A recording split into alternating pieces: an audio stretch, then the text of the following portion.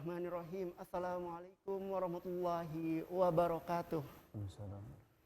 Innal hamdalillah nahmaduhu wa nasta'inuhu wa nastaghfiruh wa na'udzubillahi min syururi anfusina wa min sayyiati a'malina. Man yahdihillahu fala mudhillalah wa man yudlil fala hadiyalah. Asyhadu an la ilaha illallah wahdahu la syarikalah wa asyhadu anna Muhammadan abduhu wa rasuluh la nabiyya ba'da. Qala Allah Ta'ala fil Qur'anil Karim, a'udzu billahi minasy syaithanir rajim. Bismillahirrahmanirrahim. Wa qimis shalah. Innas sholata tanha 'anil fahsya'i wal munkar. Shadaqallahul azim wa shadaqa rasulul karim wa nahnu 'ala dzalika minasyahidin. Amma ba'd. Pemirsa TVRI Stasiun Nusa Tenggara Timur, sahabat surga yang insyaallah dirahmati oleh Allah Subhanahu wa taala.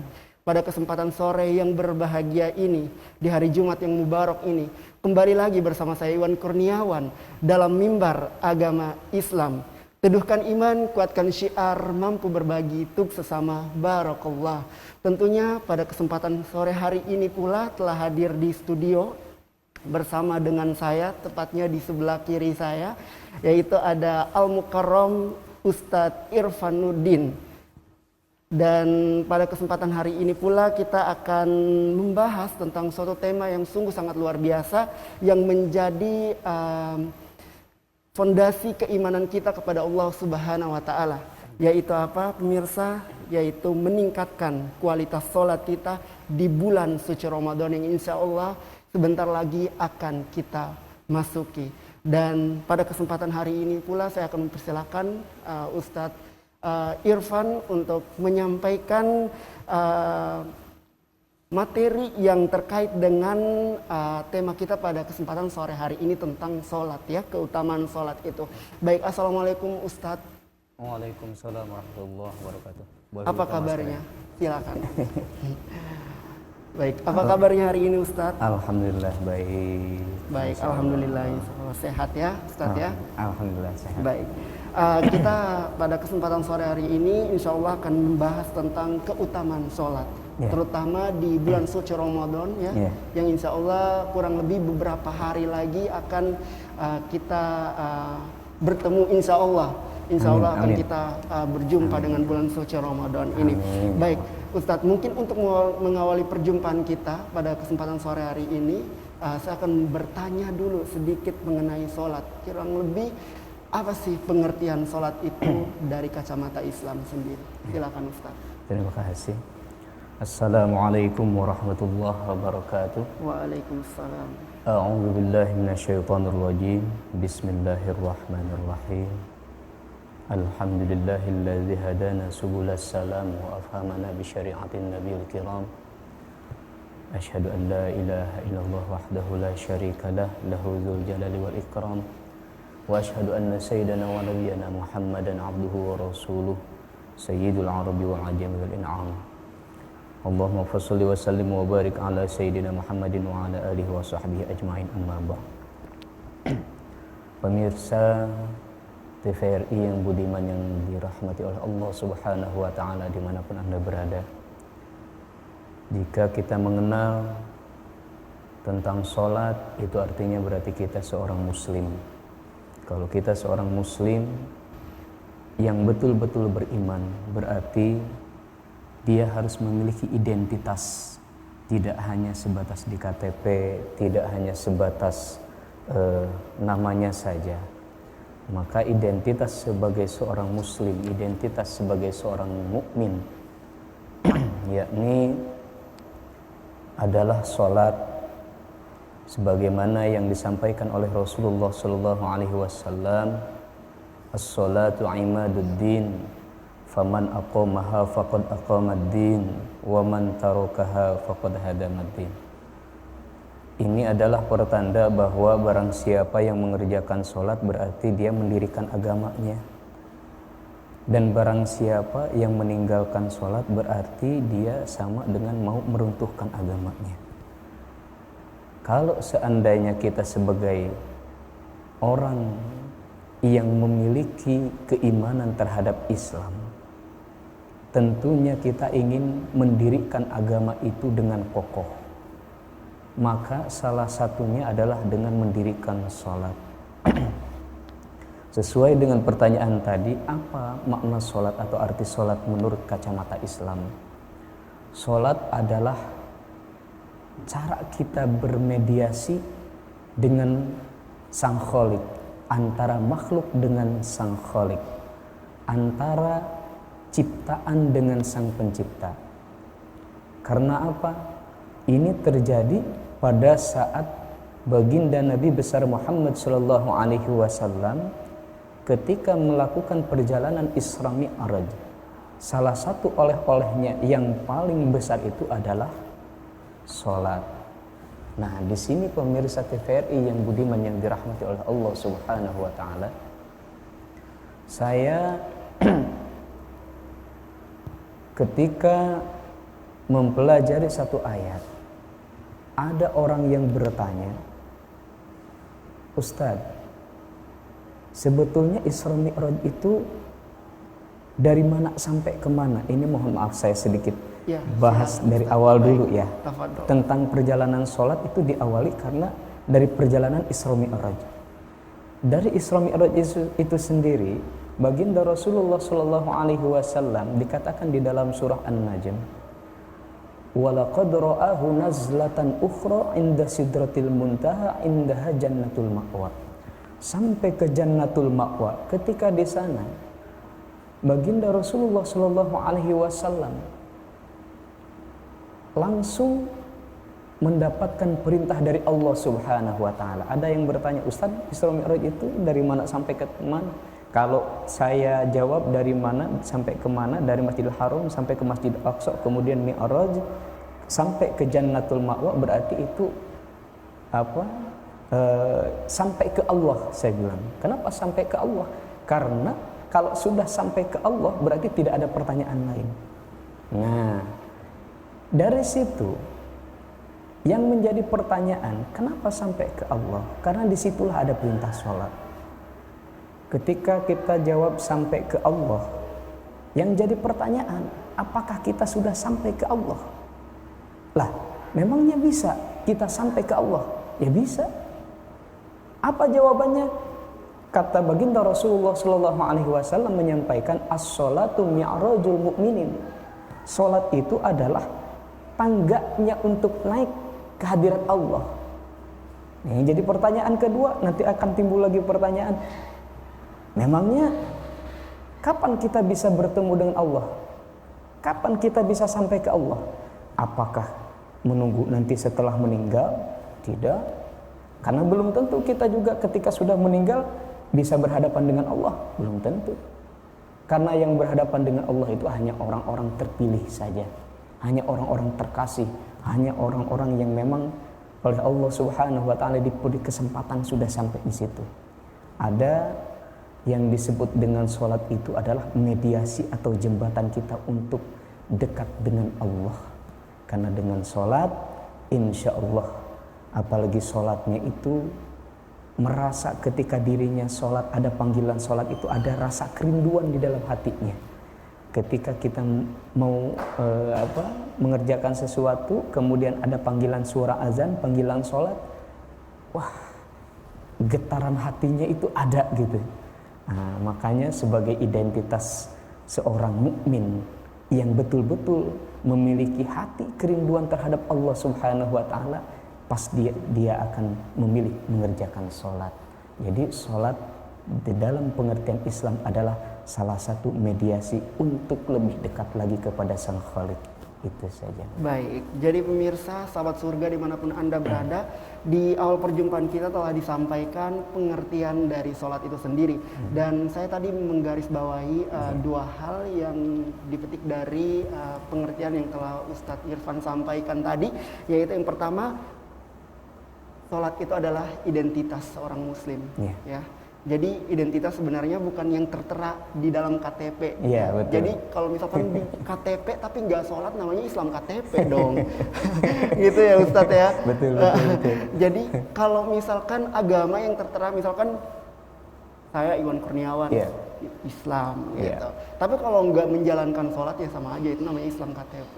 Jadi yang sebenarnya yang menjadi identitas bahwa diri Anda adalah seorang Muslim beragama Islam, Betul. maka identitasnya adalah sholat. Iya. Gitu. Itu menjadi identitas seorang Muslim. Dan yang kedua yang saya garis bawahi tadi adalah cara makhluk bermediasi dengan Sang Khalik, Iya, dengan betul. Sang Penciptanya, yaitu Allah Subhanahu wa Ta'ala. Allah Subhanahu. Jadi kalau misalkan kita mau dekat dengan Allah ya dengan cara kita sholat, Iya. gitu. Ya. Siap. Zikrullah, ya itu dengan cara mengingat Allah. Mengingat Allah tuh banyak, dengan Iya. berzikir, dengan sholat salah satunya gitu. Dan kalau misalkan kita sholat pun di setiap ayat-ayat Al-Quran yang kita bacakan pada sholat tadi dan juga doa-doa lainnya itu semuanya menyebut nama Allah, dan itu menyebabkan kita menjadi ingat pada Allah. Dan juga tadi juga sudah disebutkan sedikit tentang sejarah sholat juga gitu. Iya, ada, memang betul. Benar ya. Jadi tadi walaupun belum saya tanyakan, Ustadz Iya. sudah menjelaskan tentang sejarah sholat nih. Jadi sejarah sholat ini sebenarnya masih ada kaitannya dengan peristiwa Isra dan Mi'raj. Dan Iya. itu adalah keutamaannya gitu, hikmah dari peristiwa tersebut gitu. Jadi peristiwa Isra Mi'raj itu kemudian menghasilkan perintah sholat ini, dan perintah sholat ini adalah perintah yang Allah kasih kepada Nabi Allah Muhammad SAW tanpa perantara malaikat Jibril ya, Iya, Ustadz, betul, benar betul, ya. betul. Kalau misalkan ada salah nanti bisa dikoreksi Iya. gitu, kita belajar sama-sama. Siap, nih. siap. Baik, itu tentang pengertian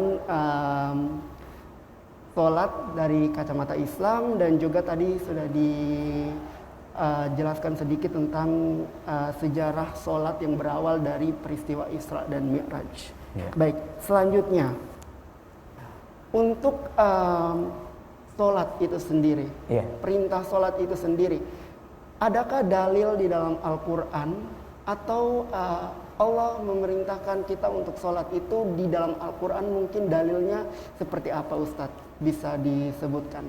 Banyak Baik. sekali. Bismillahirrahmanirrahim. Kalau memang dalil itu banyak sekali di dalam Banyak ya? Al-Quran. Ya. Termasuk aqimis sholata liduluki syamsi ila wasyaqil lail, ila akhirih, perintah sholat untuk di malam hari. Kemudian ada perintah lagi hafizu ala salawati was salati wusta wa qumu lillahi qanitin. Terus inna sholata kanat alal mu'minina kitaban mawquta. Jadi perintah Allah Subhanahu wa taala ini tidak semena-mena. Kenapa? Karena di dalam setiap perintah sholat itu sudah jelas ada waktunya untuk yang makhluk, untuk yang wusta, yang wusta itu yang sudah tercatat waktunya seperti zuhur, asar, maghrib, isya, subuh. Kemudian di situ kan ada tercatat inna sholata kanat alal mu'minina kitaban mawquta. Sesungguhnya sholat itu sudah tercantum, sudah termaktub, dan sudah jelas waktu-waktunya. Zuhur, asar, maghrib, isya, subuh. Dan setiap perintah sholat itu di situ ada kaitannya dengan haknya seorang mukmin, seorang makhluk untuk bisa merasakan kebahagiaan tersendiri. Salah satu contoh, Allah Subhanahu wa taala memerintahkan kita untuk menjaga sholat kita. Hafidhu ala sholawati was sholatil wusta. Jagalah sholat kamu di sholat-sholat yang memang sudah ditetapkan waktunya. Wa qumu lillahi qanitin.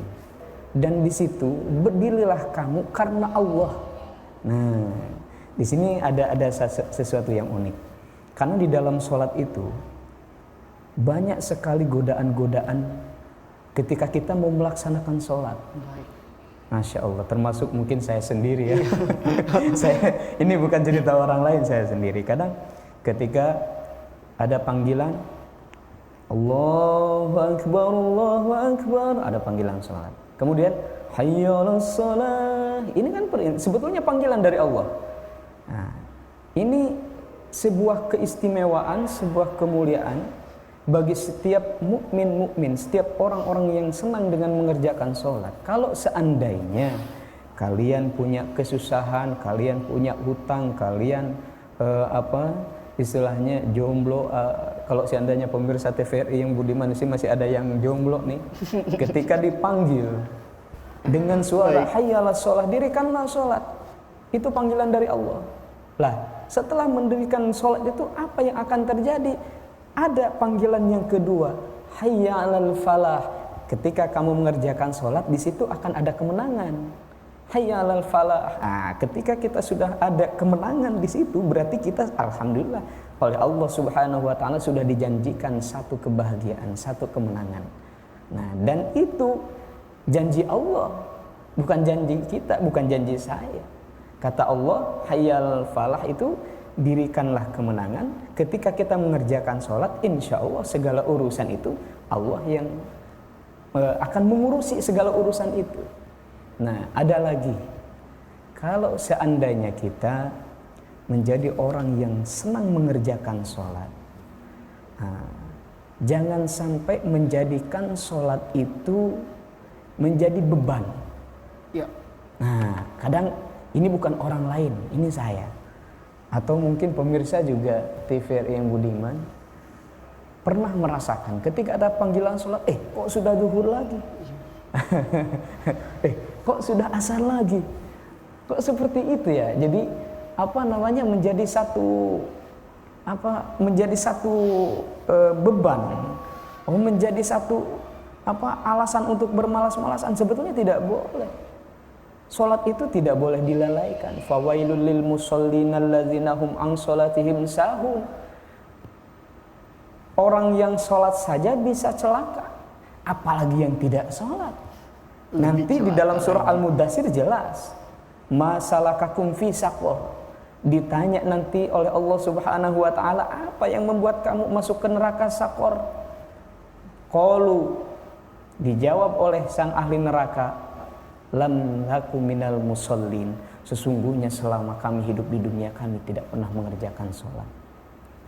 Pemirsa TVRI yang budiman yang dirahmati oleh Allah Subhanahu wa taala, di sini akan saya menambahkan sedikit. Ada dulu senandung yang sampai kita kenal sampai saat ini mungkin ya. Jadi walaupun hidup 1000 tahun, kalau tak sembahyang apa gunanya? Walaupun hidup 1000 tahun, kalau tak sembahyang apa gunanya? Nah, di sini saya akan menjelaskan sedikit tentang apa yang disampaikan. Nanti di yaumil qiyamah Allah akan bertanya, lan tazul qadama 'abdin yaumal qiyamah hatta su'ila an arba'. Nanti kaki seorang hamba itu tidak akan bergerak. Tidak akan bergerak.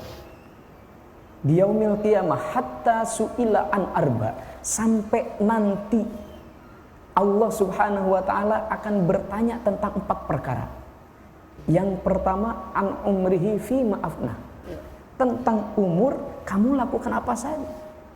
Kalau seandainya dia ditanya oleh Allah Subhanahu wa taala tentang sholatnya, apakah kamu umur kamu digunakan untuk sholat? Tidak, maka selesailah amal yang lain.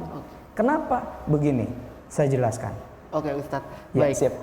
Siap. Jadi ini kita menjelaskan tentang senandung yang tadi barusan disampaikan. Jadi baik, ini mungkin membuat pemirsa yang ada di rumah mungkin semakin penasaran ya. Tapi sebenarnya kita harus pending dulu ya. Kita pending dulu untuk jeda pesan-pesan berikut ini. Tetaplah bersama kami pemirsa dalam mimbar agama Islam. Teduhkan iman, kuatkan syiar, mampu berbagi untuk sesama. Barakallah.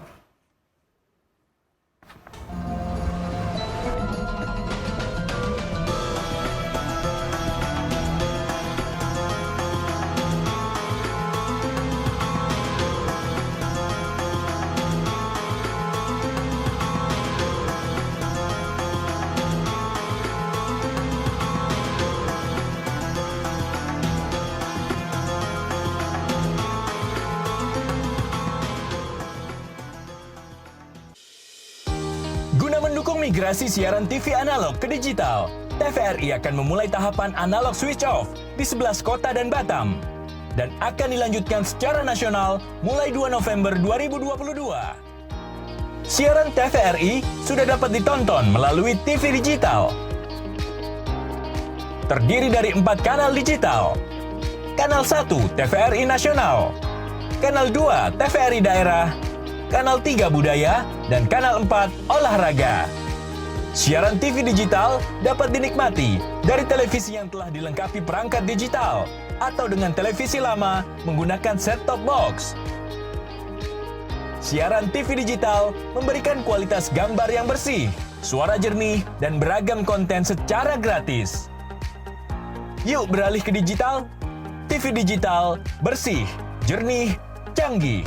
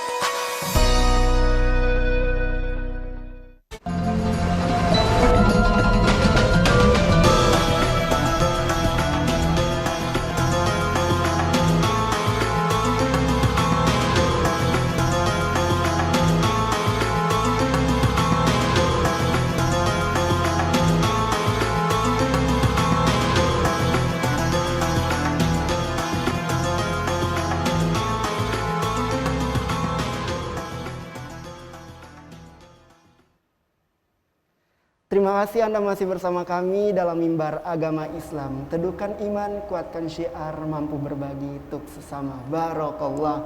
Dan tentunya kita masih membahas tentang sholat yang tadi sudah disampaikan. Dan tadi ada semacam sebuah senandung yang mungkin terdengar tidak asing ya di telinga kita kalau misalkan kita mendengar senandung itu. Gitu. Jadi tadi sudah dijelaskan, mungkin bisa dilanjutkan Ustadz seperti apa sih makna dari senandung tersebut. Baik, silakan Ustadz. Ya, terima kasih. Di dalam senandung itu ada satu bahasa yang memang harus kita cermati, bahwa berapa lama sih usia kita hidup di dunia gitu. Ya kalau untuk sekarang paling rata-rata mengikuti usia Nabi 63 tahun. Di situ digambarkan betapa sia-sianya umur kita meskipun diberikan umur yang panjang kalau seandainya kita tidak melakukan sembahyang. Walaupun hidup 1000 tahun, coba bayangkan 1000 tahun. 1000 tahun. Kalau tak sembahyang apa gunanya? Nah, di situ menandakan bahwa ada satu hadis yang menerangkan tentang bagaimana keunggulan sholat. As-sholatu ummul ibadah. Sholat itu rajanya ibadah. Lah kok bisa? Ini yang disampaikan oleh Rasulullah. Kita puasa, nilainya 0. Kita zakat, nilainya 0. Kita haji, nilainya 0. Kemudian kita juga bersedekah, nilainya 0. 0 itu ada nilai enggak? Saya mau tanya. Kalau misalkan puasa 0, ada nilainya enggak? Enggak ada ya. Terus kemudian zakat 0, sedekah 0, haji 0, apalagi umroh 0. Terus beramal soleh seperti zikir dan lain sebagainya 0. Sedekah 0. Bayangkan berapa 0. Itu tidak ada harganya. 000. Kalau seandainya satu angka saja ditaruh di depan, kira-kira ada nilainya enggak? Ada. Besar sekali nilainya. Kalau sekarang gini, puasa 0 ya, satu angka 0. Di depan ditaruh angka 1. Apakah 0 ini punya harga? Besar, jadi 10. Kalau seandainya ini kan 10 nih, antara 0. Nah, anggap saja di sini seperti apa yang disampaikan oleh Rasulullah bahwa as-sholatu ummul ibadah. Salat itu rajanya ibadah. Anggap angka 1 salat itu. Nah, 1 ini itu nilainya sangat besar. Meskipun tidak ada 000 yang lain, ketika ada 1 angka dia akan memiliki nilai dan sangat berharga. Nah, kalau seandainya angka 1 ini ditambah dengan 0 di belakang, 0 yang pertama 0 hasil daripada puasa, 0 yang kedua dari hasil ibadah haji, 0 yang ketiga dari hasil sedekah, 0 yang keempat dari hasil zakat, coba sudah berapa 0? Belum lagi dari amal soleh lainnya, dari berzikir, dari baca Quran, dari beramal soleh, dari sholat sunat, dari ibadah sunat, dari banyak sekali ibadah-ibadah yang lainnya. Coba bayangkan berapa juta 0 di situ. Kalau seandainya tidak ada angka 1, maka yang lain tidak ada harganya. Bahkan di mata Allah Subhanahu wa taala ketika nanti ditanya tentang hadis yang tadi itu lantazul qadama abdin yaumal qiyamah hatta su'ila an adba, ditanya tentang umur, kamu salat tidak? Tidak. Allah tidak akan mempertanyakan tentang ibadah haji, Allah tidak akan mempertanyakan tentang yang lain-lainnya, tentang ibadah yang lain. Salatnya saja kamu begitu, apalagi hajinya. Begitu. Jadi berarti yang pertama kali ditanyakan adalah sholat. Itu adalah hadis yang disampaikan oleh Rasulullah Shallallahu Alaihi Wasallam. Awwalu ma yuhasabu 'abdun yaumal qiyamah as-shalah. Nanti amal yang pertama yang ditanya oleh Allah Subhanahu wa taala di yaumil qiyamah adalah salat. Kalau salatnya sudah ditanya, kemudian oh iya saya salat, kata Allah, oh lanjutkan tanya ibadah-ibadah yang lain. Ibadah umroh, ibadah haji, ibadah sedekah, itu akan ditanya. Akan diperiksa bukunya. Nah, begitu. Kalau sholatnya, maaf, ya Allah, saya tidak sholat. Wah, kacau itu sudah. Berarti udah bisa ditarik kesimpulan nih. Berarti bisa ditarik kesimpulan bahwa sholatnya saja sudah tidak betul. Baik. Apalagi hajinya, apalagi umrohnya, apalagi zakatnya, apalagi sedekahnya. Sholat saja yang sudah ditentukan waktunya. Nah, yang tadi itu dalilnya. Inna sholata alal mu'minina kitaban mawquta, itu sudah jelas waktunya, zuhur, asar, maghrib, isya, subuh. Kita tinggal mempersiapkan aja. Apalagi sekarang ada panggilan azan, Allahu akbar, Allahu akbar, hayyalah sholah, hayyal falah. Itu kan pertanda bahwa kita harus bersiap-siap menuju panggilan Allah Subhanahu wa taala. Kalau seandainya kita ada presiden undang kita, wah persiapannya ini kayaknya sudah parfum, sudah pesan baju dari butik yang bagus kayaknya. Untuk mempersiapkan ketemu dengan Pak Presiden misal ini, atau orang terhormat. Allah yang undang loh. Hayyalah sholat, ayo dirikan sholat. Kamu mau apa? Kamu mau harta?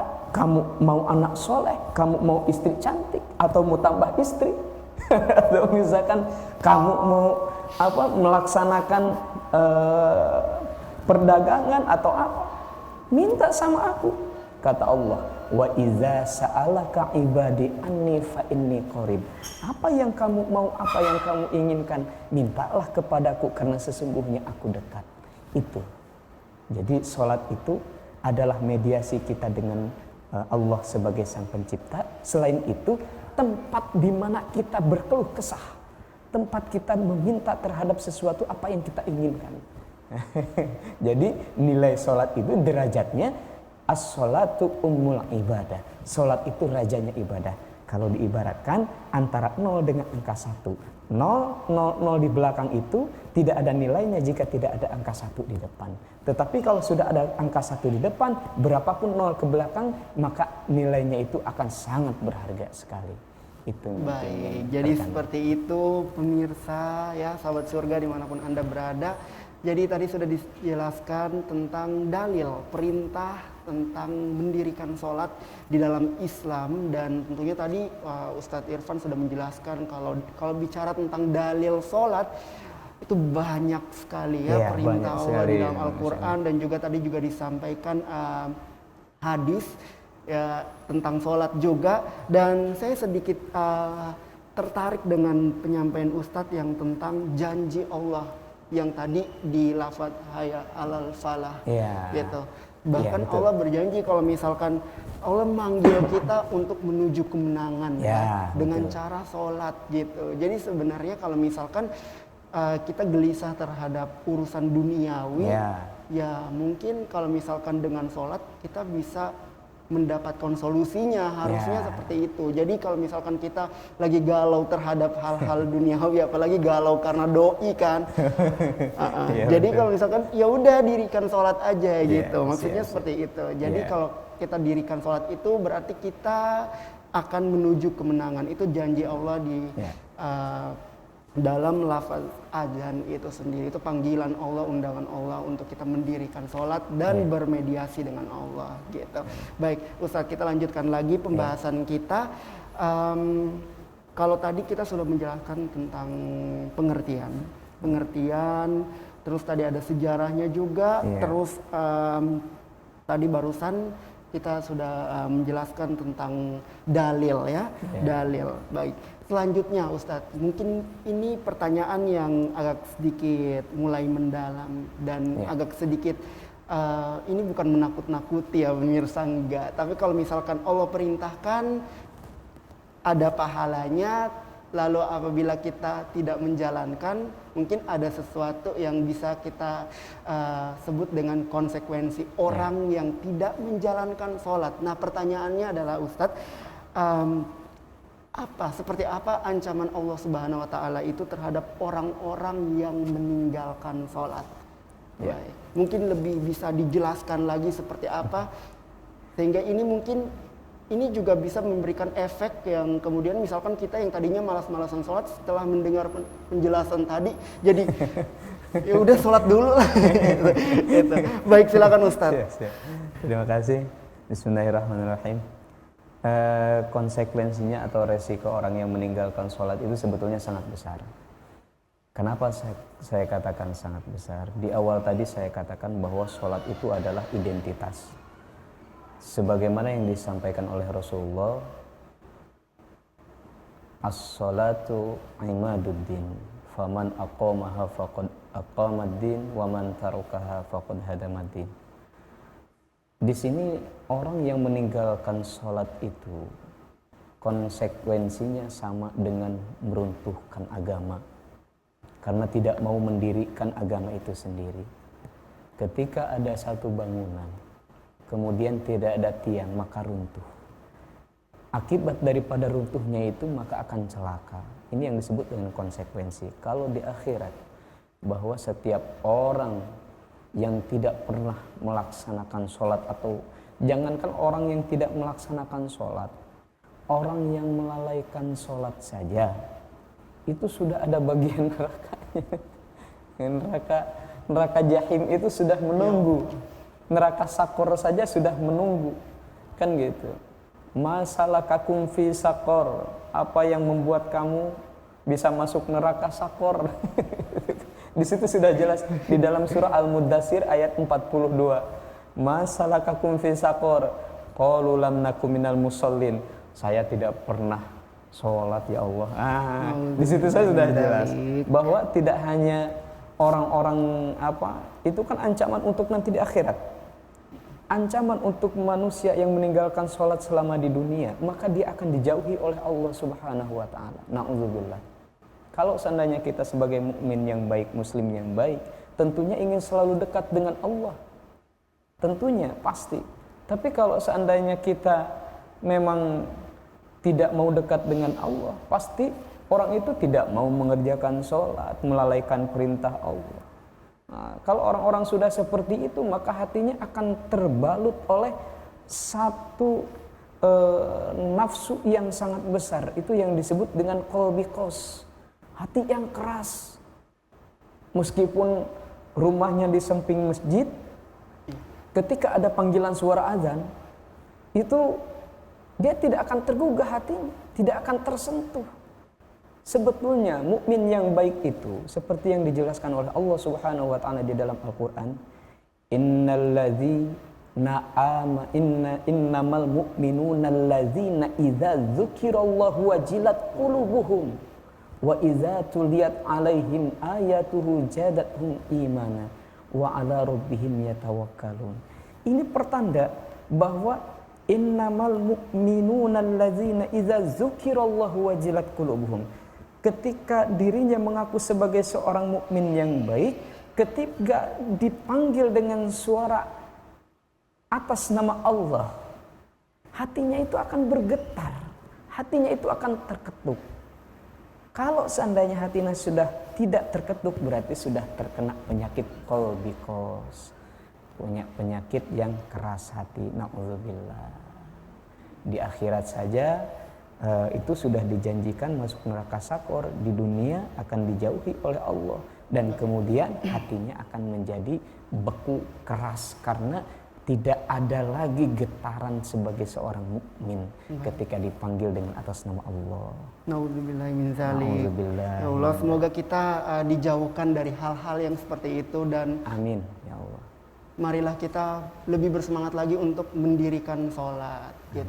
Baik, setelah ini kita akan lanjutkan lagi tentunya setelah jeda pariwara berikut. Tetaplah bersama kami dalam Mimbar Agama Islam. Teduhkan iman, kuatkan syiar, mampu berbagi untuk sesama. Barakallah.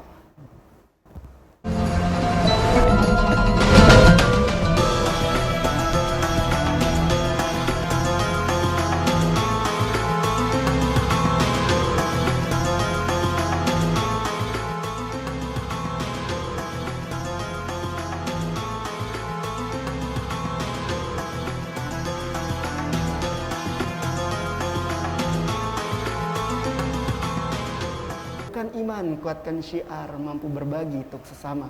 Barakallah. Dan masih bersama dengan narasumber kita juga tentunya pada kesempatan sore hari ini, Al-Mukarram Ustadz Irfan, yang tadinya sudah menjelaskan begitu banyak tentang tema kita tentunya pada kesempatan sore hari ini ya, tentang sholat. Dan tadi barusan setelah kita barusan menjelaskan juga membahas tentang ancaman Allah bagi orang-orang yang sengaja meninggalkan sholat ya Ustadz ya, tadi sudah dijelaskan. Dan tadi saya sedikit mencatat kalau tadi Ustadz bilang ada salah satu orang yang dalam dirinya itu ada yang namanya qalbi qas itu. Baik ya, qalbi qas ya, seperti itu ya Ustadz keras hati ya. Yang keras hatinya, baik. Kalau misalkan kita bicara tentang qalbi qas itu, apakah ada ciri-ciri orang yang mungkin dalam hatinya itu udah keras gitu, udah tergolong qalbi qas, itu tanda-tandanya seperti apa? Silakan Ustadz. Ya, baik, terima kasih. Bismillahirrahmanirrahim. Salah satu tanda qalbi qas itu yang keras hati itu, saya akan jawab dengan satu cerita. Oke. Ini pengalaman saya dulu. Pas waktu saya sedang olahraga yang tidak boleh dimainkan di malam hari. Kira-kira apa? Tidak boleh dilakukan di malam hari. Olahraga yang tidak boleh dilakukan di malam hari, lari pagi. Oh, lari pagi. Ya. Lari pagi. Iya ya. Lari pagi ya harusnya di pagi. Lari pagi gitu. Baik. Jadi saya ba'da subuh itu, setelah sholat subuh itu, sekitar jam 5:30 mungkin. Karena saya rasa belum ada kegiatan atau aktivitas, saya cobalah lari pagi. Nah, ketika lari pagi itu, saya disalib oleh seorang kakek-kakek. Kakek-kakek itu dengan bangganya dia sama saya. Saya kebetulan baru setengah jalan, setengah putaran saja, nafas saya sudah agak sedikit ngap-ngapan. Okay. Kemudian kakek itu menyalip saya. Anak muda katanya, usia kamu berapa? Kok katanya baru setengah putaran saja Sudah sudah ngap-ngapan begitu. Nah, Terus saya jawab begini, kakek sudah, bapak sudah berapa putaran? Nah, kebetulan beliau ini sudah usianya sudah agak di atas, istilahnya kurang lebih sekitar 50-an lah lebih. Nah saya tanya begitu, saya katanya dengan bangganya dia mengatakan, saya sudah 2 putaran katanya. Wih, 2 putaran, saya dari setengah 6, setengah putaran. Memangnya bapak lari dari jam berapa? Saya tanya. Saya lari dari tadi sebelum subuh. Astagfirullahaladzim. Kok dari sebelum subuh? Saya bilang. Coba bayangkan, sudah 2 putaran dari sebelum subuh. Nah, dia dengan bangganya mengatakan bahwa saya sudah 2 putaran, saya masih fit, masih stamina, masih kuat. Nah, saya tanya, bapak berangkat mulai larinya dari sebelum subuh? Iya, katanya oksigennya lagi bagus, udaranya masih segar. Terus bapak sholat subuh di mana? Dia jawab gitu. Nah, dia dengan bangga bisa lari 2 putaran. Tapi ketika dia dipanggil oleh Allah yang jaraknya dari rumah ke masjid itu cuma berapa ratus meter, dia tidak berat kakinya untuk melangkahkan dia untuk ke masjid. Karena apa? Ketika ada suara azan di masjid atau di musola atau di langgar, kemudian orang tersebut kalau sudah dibalut hatinya dengan nafsu, dibalut hatinya dengan sesuatu yang tidak baik, maka dia tidak akan ada getaran merasa terpanggil dan tidak akan ada kerinduan untuk bisa sampai melaksanakan sholat itu. Nah, di sini saya ini menjadi satu pengalaman yang sangat menarik sebetulnya. Masya Allah. Mungkin salah satu contoh orang yang memang sudah terbalut hatinya dengan sesuatu yang kurang baik itu ya seperti itu.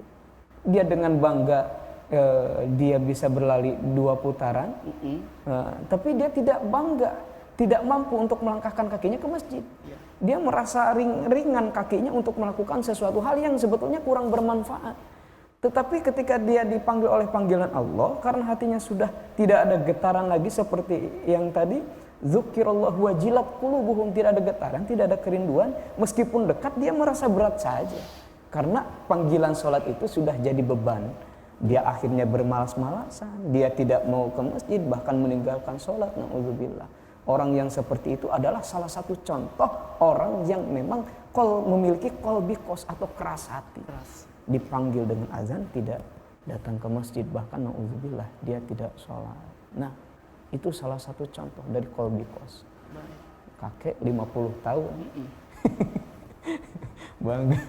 Luar biasa, ini contoh nyata sebenarnya dari kehidupan sehari-hari betul, ya. betul. Jadi pengalaman hidup sendiri gitu ya. Yang tentunya tiba-tiba betul. yang kita alami lalu kita kaitkan dengan peristiwa yang mungkin di luaran sana masih banyak orang yang seperti itu, bahkan lebih parah lagi. Tapi kalau menariknya seperti ini, kalau misalkan tadi dibahas contoh itu, yang itu kan kita ngomongin soal olahraga ya. Di situ tadi ada olahraga, dia lari pagi. Terus kita ngomongin juga soal ibadah sholat subuh. Gitu. Jadi olahraga tadi yang dilakukan itu di jam yang berdekatan atau jam yang bersamaan dengan waktu sholat subuh. Gitu. Maksud saya adalah pemirsa di sini mungkin ini tips dari saya sendiri mungkin ya, dari sebenarnya saya mendapatkan ilmu baru nih dari cerita Ustadz yang barusan tadi gitu. Jadi mungkin si kakek itu dia sangat suka ya, gemar berolahraga. Jadi maksud saya begini, kalau misalkan untuk supaya kita senang dengan sholat, mungkin kita cara yang paling pertama adalah untuk supaya kita mau sholat itu adalah membiasakan diri dulu. Saya percaya bahwa mungkin kakek itu tadinya dia sudah melakukan hal seperti itu dari berpuluh-puluh tahun yang lalu. Mungkin dia udah biasa mungkin lari di jam segitu, dan mungkin pada akhirnya itu membuat itu menjadi suatu kebiasaan untuk dirinya. Lalu untuk kita nih seorang muslim ya, sebenarnya ini peristiwa yang bisa kita jadikan contoh. Contohnya adalah bukan kita berolahraga lari sebelum subuh gitu, tapi mungkin kita bisa mengambil contoh dari peristiwa tadi, contoh tadi yaitu untuk bisa konsisten Iya. bangun sholat subuh di jam segitu, ya kita harus mencoba gitu, Iya. memaksakan diri kita gitu. Iya, Karena dan- Allah bisa karena biasa gitu. Iya, dan Gitu. sebetulnya tidak ada salahnya kalau seandainya beliau mau berolahraga, Iya, tapi kan lebih baik kita melaksanakan dulu apa yang menjadi perintah Allah. Baik. Dan ada satu yang hadis yang disampaikan oleh Rasulullah Shallallahu Alaihi Wasallam. Mohon maaf saya potong sedikit. Iya, silakan. Karena ini berkaitan dengan sesuatu yang tadi saya sampaikan. Kata Rasulullah Shallallahu Alaihi Wasallam, "I'mal lidunyaka ka'annaka ta'ishu abadan." Berbuatlah sesuka kamu, carilah dunia kamu, carilah kesenangan di dunia kamu, ka'annaka ta'ishu abadan. Seperti kamu akan seolah-olah hidup selamanya di dunia. Tetapi ingat, ada bait kedua. Wa'mal li akhiratika ka'annaka tamutu ghadan. Dan kerjakanlah ketika ada panggilan dari Allah Subhanahu wa taala sesegera mungkin, ka'annaka tamutu ghadan. Seperti halnya kamu akan mati besok. Nah, coba bayangkan kalau Bapak itu tadi memiliki pemahaman sampai ke sana, ditakut-takuti, Pak, kira-kira misalkan Pak, kakak misalkan, Kak, dikasih tahu oleh malaikat besok jadwal mati. Ini mohon maaf ya, bukan ini bukan mendoakan. Ini bukan mendoakan, ini jadi contoh aja. Kira-kira besok kalau seandainya malaikat hari ini ngasih tahu besok kita mati, kira-kira apa yang mau dilakukan? Pasti akan giat beribadah. Wah, itu. Jadi apa yang disampaikan oleh Rasulullah SAW tentang ini, ya'mal lidunyaka ka'annaka ta'ishu abadan, Allah dan Rasulnya itu tidak melarang mau berolahraga, mau berusaha, mau berdagang, atau mau bekerja, tidak melarang. Silahkan kamu bekerja, silahkan kamu punya kebiasaan hobi, atau misalkan kamu punya pekerjaan atau apa, misalkan silahkan. Allah tidak melarang. Tapi ketika Allah Subhanahu wa taala memanggil kamu di waktunya untuk sholat, untuk beribadah, ka'annaka tamutu ghadan. Kamu pikirkan ketika dipanggil oleh Allah itu harus seperti tamutu ghadan, seperti mati besok gitu, kira-kira. Seakan-akan mati besok. Seakan-akan mau mati besok nih. Benar. Nah, itu. Jadi kalau memang kita sudah ada pengertian seperti itu, pemahaman seperti itu, insya Allah kita pun di dalam aktivitas sehari-hari akan tetap berjalan, dan kita juga tidak akan meninggalkan apa yang menjadi kewajiban kita. Apalagi sekarang mendekati bulan Ramadan ya. Ramadan ini adalah salah satu bulan yang sangat dimuliakan oleh Allah Subhanahu wa taala. Maka ada satu hadis yang diriwayatkan oleh Imam An-Nasai, "Atakum Ramadan." Telah datang kepada kalian Ramadan. Syahrun mubarak, bulan yang penuh dengan keberkahan, dan kemudian di situ faradallahu azza wa jalla alaikum siyamahu. Telah diwajibkan, dan Allah Subhanahu wa taala mewajibkan kepada kamu untuk berpuasa di bulan tersebut. Dan di situ ada sesuatu yang memang lebih diinikan lagi, lebih dispesialkan lagi. Tuftahu fihi abwabas sama. Dibukakan di bulan tersebut pintu langit. Wa tughlaqu fihi abwabal jahim. Dan ditutupnya pintu neraka jahim. Dan kemudian wa tughallu fihi maradatus syayatin. Dibelenggunya di bulan tersebut setan-setan. Dan yang terakhir ini yang paling ini. Fihi lailatun khairum min alfi syahrin. Di dalam bulan tersebut ada satu malam yang lebih baik daripada 1000 bulan. Itu. Jadi insya Allah kalau seandainya kita mendekati bulan Ramadan, kita berdoa persiapkan diri kita dengan memaksimalkan sholat secara baik. Ya.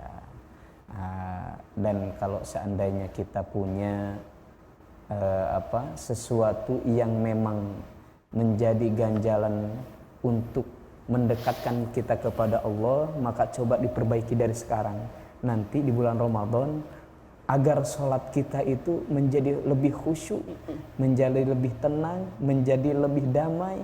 Jadi terdapat kedamaian di dalam hati, terdapat kebahagiaan di dalam hati. Baik. Kalau hati sudah bahagia, insya Allah apapun yang kita kerjakan akan menjadi mudah. Begitu. Jadi lebih baik dibiasakan dari sekarang ya. Mumpung ini kita beberapa hari lagi akan memasuki bulan suci Ramadan. Betul. Dan mumpung juga di dalam bulan suci Ramadan ya Ustadz ya, segala amal kebaikan, segala macam jenis amal ibadah kita akan dilipat gandakan insya Allah. Insya Allah, Gitu. insya Allah. Jadi kalau misalkan niat hati kita baik, kita mendirikan sholat dengan baik, berbanyak amal ibadah yang baik juga, ya mungkin insya Allah tabungan pahala kita juga akan semakin bertambah. Baik. Ustadz baik, kita tidak terasa sudah sampai di penghujung acara tentunya. Saya persilakan kepada Ustadz untuk menyampaikan sedikit kesimpulan pada pertemuan kita yang indah ini. Baik, silakan Ustadz. Terima kasih. Bismillahirrahmanirrahim. Pemirsa TVRI yang budiman, yang dirahmati oleh Allah Subhanahu wa taala dimanapun Anda berada. Innas sholata tanha 'anil fahsya'i wal munkari wal baghi. Sesungguhnya sholat itu bisa menghindarkan kita dari segala sesuatu maksiat dan mungkarat. Mudah sekali cara mengamati kita, sholat kita, apakah kita sholatnya sudah baik atau belum. Kalau seandainya setelah kita sholat masih melakukan hal-hal yang tidak baik, berarti tanda tanya besar, ada apa dengan sholat kita. Dan kemudian ketika kita sedang sholat masih memikirkan sesuatu, masih dalam hati kita belum merasakan ada ketenangan dan ketentraman di dalam hati dan jiwa, maka perbaikilah sholat kita. Sebelum kita sholat, perbaikilah wudhu kita. Sebelum wudhu, perbaikilah kebersihan dari segala sesuatu yang kotor, baik itu di dalam badan kita, baik itu di dalam pakaian kita, ataupun di dalam sholat kita, supaya terhindar dari najis, supaya terhindar dari kotoran. Setelah itu masuk ke sholat. Ketika sholat, insya Allah hadirkan nur Allah, cahaya Allah itu di depan kita. Apalagi kalau sudah masuk ke hati kita, insya Allah terdapat kedamaian dan kekhusyuan di dalam sholat.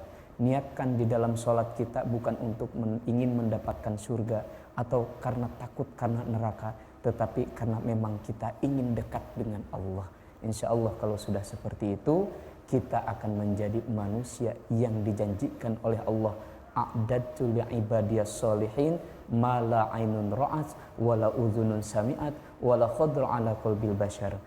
Insya Allah telah aku persiapkan a'dadtu li'ibadiyas sholihan, untuk hamba-hambaku yang soleh, mala ainun ra'at, sesuatu yang tidak pernah dilihat oleh mata, wala udhunun sami'at, dan tidak pernah didengar oleh telinga, dan bahkan wala khatara ala qalbil bashar, tidak terdetek sekalipun di dalam hati. Itu saja yang dapat saya sampaikan, semoga lebih bermanfaat bagi kita semua. Baik.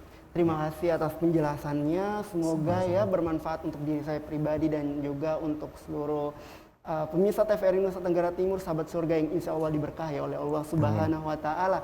Dan tentunya kita telah sampai di penghujung acara. Mohon maaf atas segala kekhilafan dan kekurangan, karena saya hanya manusia biasa, tak pernah luput dari setiap kesalahan. Kesempurnaan hanyalah milik Allah, dan ketika ada kesalahan hanya kepada Allah lah saya memohon ampunan. Wallahu mu'afiq ila waqwamit thoriq. Wassalamualaikum warahmatullahi wabarakatuh.